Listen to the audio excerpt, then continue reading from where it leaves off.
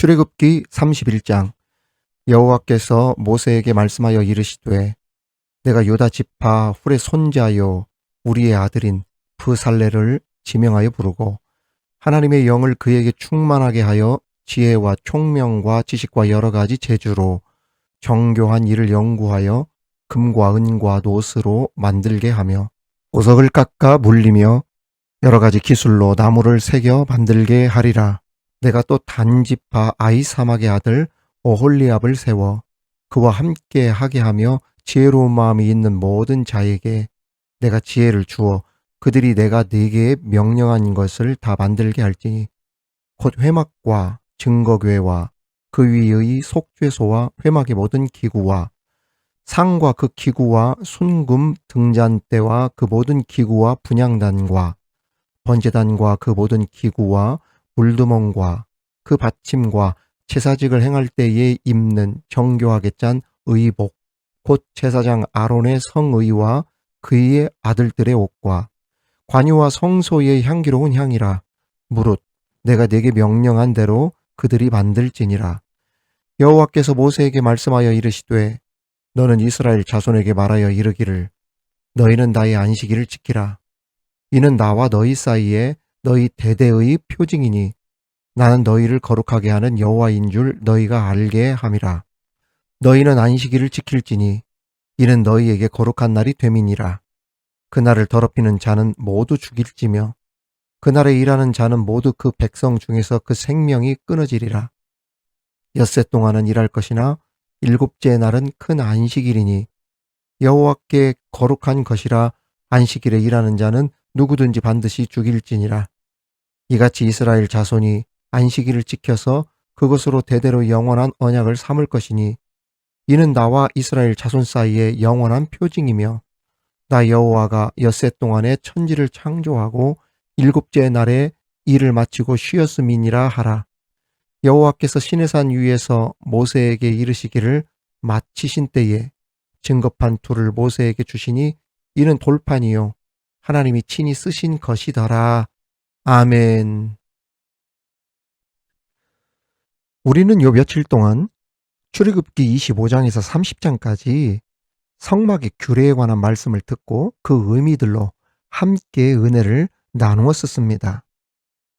하나님께서 모세에게 이렇게 명령하셨었잖아요. 성막은 이러이러한 양식으로 지어라. 하나님께서 그냥 성막을 막 지어도 되는데 양식대로 설계한 대로 이렇게 지으라 명령하신 데에는 다 그 의미와 뜻이 숨어 있었다는 이야기입니다.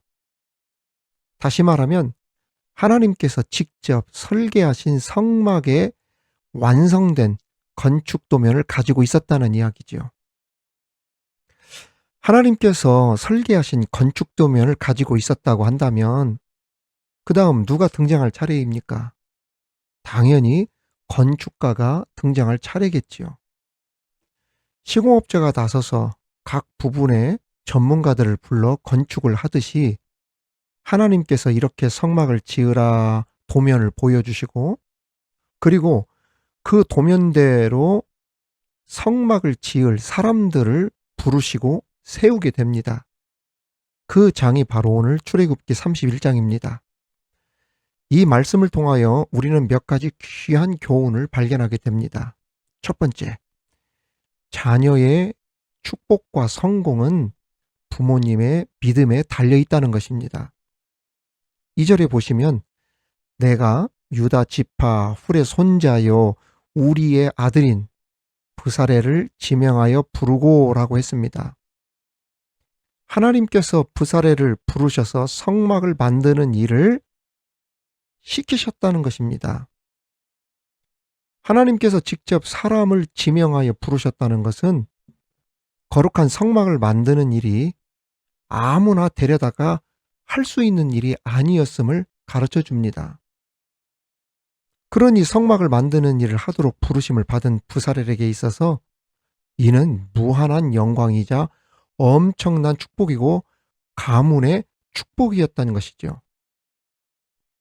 사람이 불러 세운 일꾼들도 그 영광과 자부심과 감격이 대단하다고들 하는데 하물며 전능하신 하나님께서 자신을 직접 지명하여 불러 세우셨다니 그 영광이 얼마나 컸겠습니까? 그것도 이스라엘의 그 많은 사람들 중에 한 명입니다. 대단한 축복이지요. 가문의 영광이 아닐 수 없습니다. 그런데 부사렐의 출신과 배경을 보면 우리는 한 번 더 고개를 끄덕일 수밖에 없습니다. 그러면 그렇지.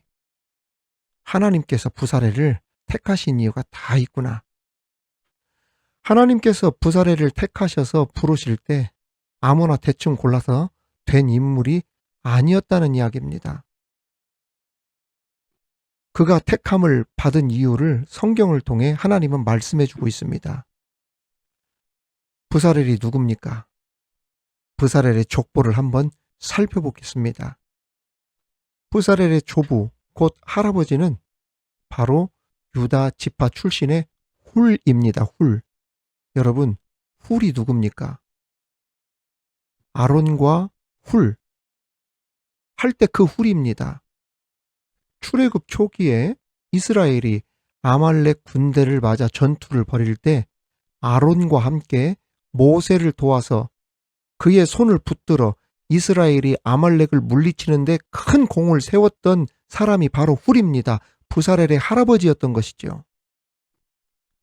이처럼 믿음 안에서 하나님께 헌신한 할아버지 훌의 기도와 믿음이 있었기에 부사렐로 하여금 그 영광을 얻게 했던 것입니다. 조상의 믿음, 조상의 기도가 후손들에게까지 하나님의 축복을 가져오게 하는 근원이 되었던 것입니다. 그러므로 진정으로 자손이 잘 되기를 바란다면 먼저 부모가 하나님 앞에서 올바른 믿음을 갖고 헌신하는 삶을 살아야 한다는 것입니다. 그렇습니다. 부모된 자가 말씀과 믿음을 자녀들에게 보여주며 신앙 안에 살아야 자녀들이 축복과 성공의 길로 가게 되고, 혹시나 이 험한 세상에서 자녀들이 실패하고 넘어지는 한이 있다 하더라도 자신을 위해 기도해주는 그 부모의 기도, 그 부모님의 믿음을 다시 기억하고 하나님께 다시 돌아오게 만드는 그러한 큰 힘이 될 수 있다는 이야기예요. 부모의 믿음이 자녀를 살리는 밑거름이 될 수 있다는 뜻입니다. 만일 부모가 신앙생활을 게을리하면서 자식들이 잘 되기를 바란다고 한다면 그것은 그 부모의 욕심이지 않겠습니까? 물질 들이고 시간을 들이고 몸을 바치면서 헌신하는 것을 아까워하면서 자식을 위해서는 많은 돈을 들여 공부시키고 좋은 옷과 맛있는 음식을 주면서 자식 되기를 바란다면 결코 자식이 잘 될 수 없다는 이야기예요.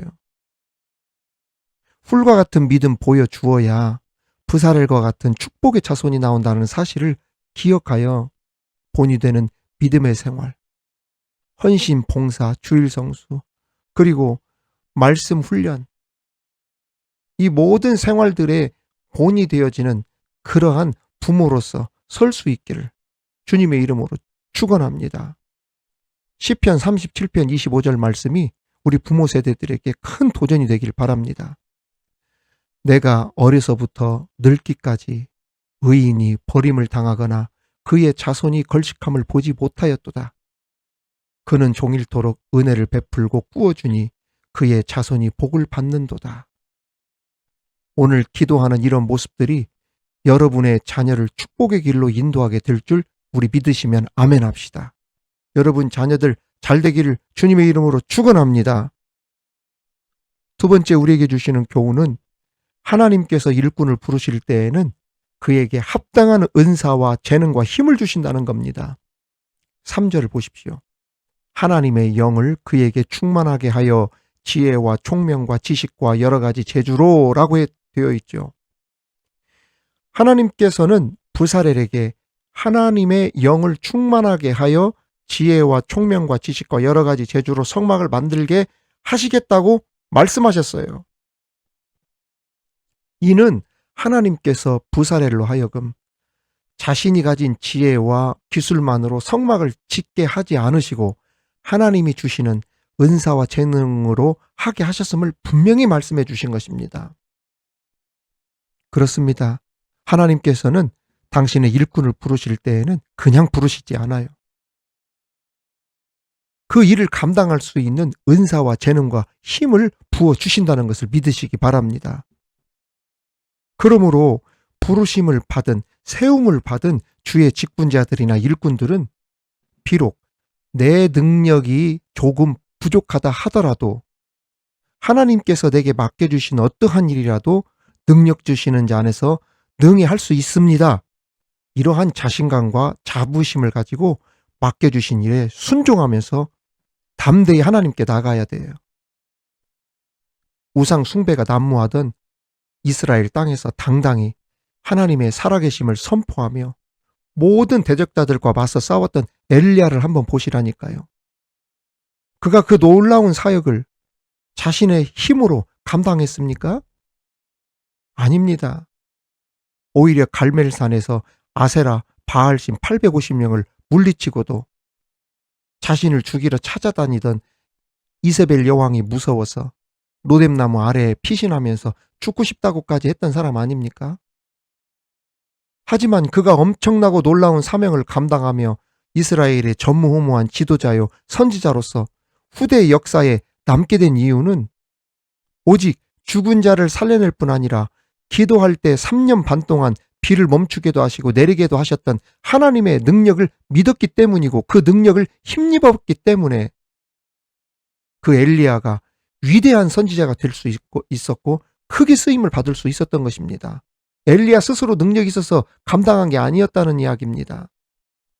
이것은 사도 바울도 마찬가지입니다. 스스로의 힘과 능력으로 놀라운 일을 이룬 것이 아닙니다. 그가 위대한 사역자가 된 것이 그냥 된 것이 아니에요. 그의 고백처럼 하나님의 놀라운 역사를 이룰 수 있었던 것은 바로 하나님께서 성령을 통해 바울에게 모든 능력과 지혜를 공급해 주셨기 때문입니다. 바울 목사의 고백을 한번 보십시오. 뭐라고 했습니까? 우리가 너무 잘하는 거 우리 함께 따라합시다. 내게 능력 주시는 자 안에서 내가 모든 것을 할 수 있느니라. 할렐루야. 그렇습니다. 하나님은 그 부르신 자들에게 능히 그 사역을 감당할 수 있는 재능과 은사와 능력을 부어 주신 것입니다. 그러므로 하나님께 부름을 받은 우리 모두는 우리의 부족함을 인하여 뭐하지 말아라. 낙심하지 말아라. 좌절하지 말아라. 두려워할 것 없다. 다시 말씀드리겠습니다. 쫄지 말아라는 거예요. 왜 의기소침만 하느냐는 거예요. 여러분 멀리 보실 것 없어요. 외람되지만 이 부족한 종을 한번 보십시오.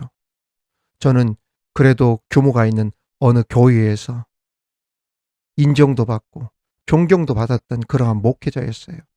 그 목회자의 신분에서 지금 저는 사람들이 할 수 있는 가장 그 아래에서 지금 일을 하고 있어요.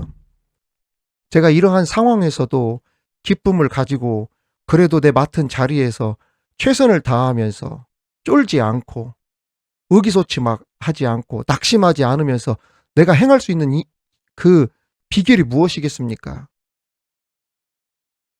그때에도 함께 하셨던 하나님이 지금도 나와 함께 하신다는 그 믿음 하나로 내가 지금도 좌절하지 않고 낙심하지 않고 두려워하지 않고 쫄지 않고 의기소침하지 않고 살아가는 거예요. 여러분 낙심되고 좌절감이 생기거나 두려움이 생길 때 있습니까? 여러분을 도우시고 재능을 주시고 은사를 주시고 능력을 주시고 여러분을 도우시는 그 하나님의 도우심을 구하시기를 주님의 이름으로 축원합니다. 여러분 힘을 내시기를 바랍니다. 마지막으로 성령의 재능과 은사 위에 노력과 땀을 더하는 자가 큰 복을 받는다는 겁니다. 4절 이하로 보시면 정교한 일을 연구하여 금과 은과 노수로 만들게 하며 보석을 깎아 물리며 여러 가지 기술로 나무를 새겨 만들게 하리라. 이런 말씀이 나옵니다. 하나님께서 재능과 은사를 주시면서 뭐 하게 하셨다라고 했습니까? 연구하게 하셨다 이렇게 나와 있어요. 다시 말하면 재능과 은사를 하나님께서 주셨지만 연구하고 고민하고 땀 흘리고 더 멋지고 아름답게 만들어 가야 하는 몫은 누구에게 달려 있다는 겁니까? 우리에게 달려 있다는 이야기예요. 다른 말로 하면 은사는 주셨지만 은사를 개발할 책임은 우리들에게 있다는 것입니다. 아무리 좋은 기구를 제공해 주어도 써먹지 않으면 그 기계도 녹이 슬게 되지만 써먹으면 그 기구의 기계의 가치를 높일 수 있는 것과 마찬가지입니다. 어떤 사람은 너무 좋은 은사를 받았는데 하나님을 위해 사용하지 않는 사람들을 보게 됩니다. 목소리를 주셨는데, 섬기는 은사를 주셨는데, 소그룹 모임을 건강하게 하는 은사를 주셨는데, 교회 학교 교사의 은사를 주었는데, 찬양대 은사를 주었는데, 그런 걸 사용하지 않으면 그러한 은사는 어떻게 되어진다? 사장되어 사라져 버립니다. 그러나 그러한 은사를 계속 사용하게 되어지면, 개발을 하게 되어지면 그 은사는 더 강력한 힘을 얻게 되어진다는 이야기예요. 만일 부사렐이 하나님께서 성령을 충만하게 하셔서 지혜와 능력을 주신 것만 믿고 자기는 아무런 노력도 땀도 흘리지 않은 데 가만히 있었다고 한다면 어떻게 되었겠어요? 하나님께서 주신 지혜와 능력이 점점 사라지게 되어지고 성막 만드는 일을 제대로 진행시켜 나가지 못했을 것입니다. 그러나 부사렐은 하나님께서 주신 능력을 바탕으로 더욱 노력하고 땀 흘리고 연구함으로 마침내 성막을 완벽하게 만들 수 있었고 하나님께 기쁨이 되고 영광이 되었던 것입니다. 바울 목사님이 골로새서 1장 29절에 이런 고백이 있었어요. 이를 위하여 나도 내 속에서 능력으로 역사하시는 이의 역사를 따라 힘을 다하여 수고하노라 그랬어요. 힘쓰고 애썼다는 이야기. 하나님이 능력을 주신 것은 능력을 주신 것이지만 그 능력 받은 것만 가지고 위에서 감 떨어지는 것을 입으로 벌려서 떨어지는 것을 기다리는 이러한 신앙생활을 하지 않았다는 이야기예요. 주신 은사를 개발하고 최선을 다해서 맡은 자리에서 충성을 다하면서 열심히 노력했더니 더 큰 주의 종으로 쓰임을 받았다는 이야기예요. 사랑하는 우리 구독자 여러분, 교우 여러분, 성도 여러분, 내게 주신 재능 은사가 있습니까? 여기에 더해 노력하고 땀을 흘리고 연구하고 하나님을 위해 힘을 쓰면서 더 큰 축복을 받을 수 있는 저와 여러분 다 되시기를 주님의 이름으로 축원합니다. 하나님 아버지, 주님의 뜻을 이루는 가정과 자녀들 되게 하옵소서. 하나님의 꿈을 이루며 하나님의 복을 받는 자녀들 되게 하여 주시길 원합니다. 세상을 압도하는 우리 믿음의 아들, 딸들 되게 하여 주옵시고 세상의 성공 이전에 참된 예배자로 하나님 앞에 설 수 있는 믿음의 자녀들 되게 하여 주시옵소서. 그러한 축복의 자녀가 되기 위하여 먼저 우리로 하여금 믿음의 부모들이 되게 하여 주시옵소서.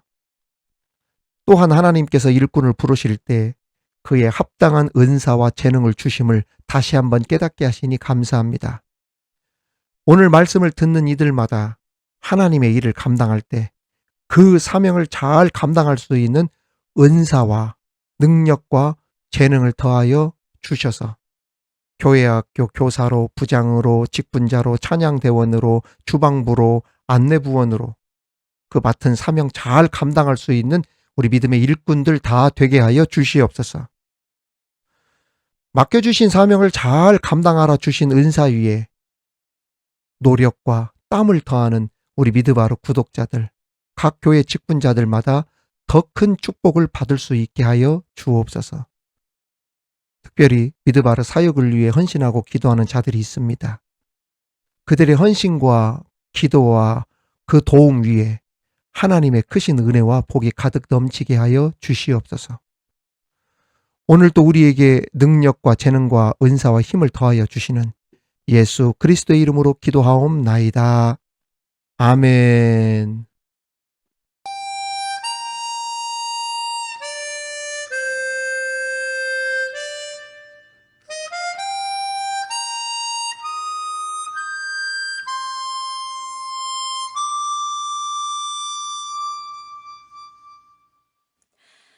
화려하지 않아도 정결하게 사는 삶, 가진 것이 적어도 감사하며 사는 삶, 내게 주신 작은 힘 나눠주며 사는 삶, 이것이 나의 삶의 행복이라오.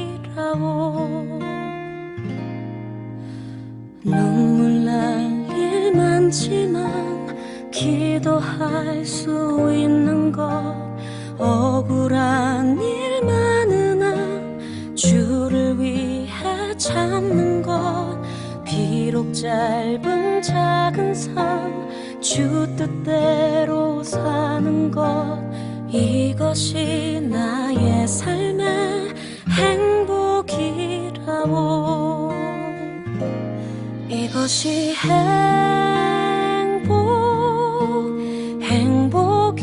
행복이라오. 세상은 알 수 없는 하나님 선물, 이것이 행복이라오.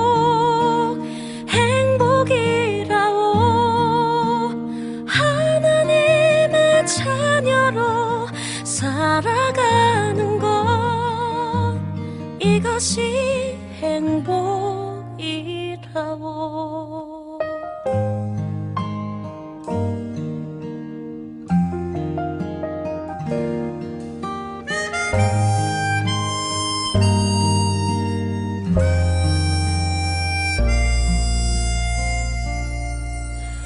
눈물 날 일 많지만 기도할 수 있는 것, 억울한 일 많으나 주를 위해 참는 것, 비록 짧은 작은 삶 주 뜻대로 사는 것, 이것이 나의 삶